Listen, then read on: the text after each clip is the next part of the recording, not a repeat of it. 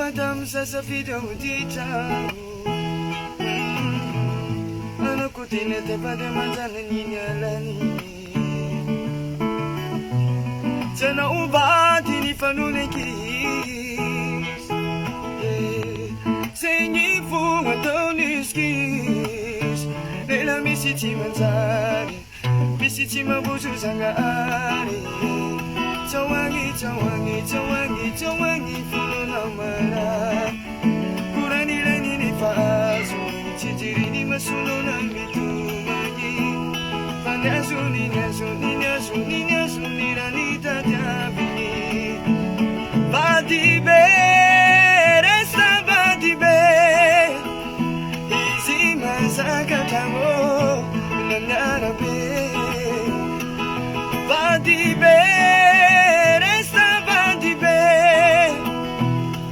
Sunanani komelu melu falela mali